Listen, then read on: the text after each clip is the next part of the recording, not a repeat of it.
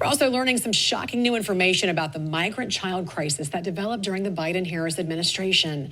Senate investigators released the results of an 18-month report that found administration officials knew about the dramatic increase in illegal child labor in the U.S., but took no meaningful steps to prevent it, instead putting speed over safety when releasing migrant children to unvetted sponsors. The Committee on Homeland Security also held a hearing with government whistleblowers and anti-trafficking advocates who testified about the hundreds of thousands of migrant children that the administration has lost track of in the U.S. Migrant children are working overnight shifts in slaughterhouses and factories, and some may die today. They're doing it because they need to repay debts to their smugglers and traffickers. Children, boys and girls, are being sold for sex.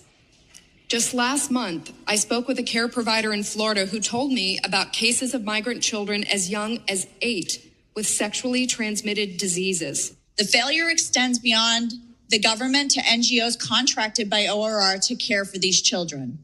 During my research, I interviewed auditors tasked with inspecting an NGO-run facility in Pecos, Texas, and it exposed a lack of oversight with critical information filtered to mask abuse, neglect, and trafficking. Taxpayer dollars fund no-bid contracts for these NGOs whose CEOs have tripled their salaries, hire staff teaching migrant girls to dance provocatively. Trafficking extends beyond sexual exploitation and forced labor to organ harvesting.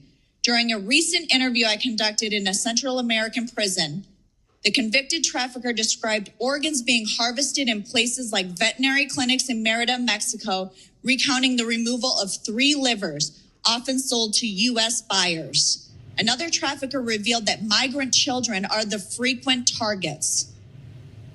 The witnesses are demanding accountability from NGOs and government agencies, as well as child DNA testing at the border.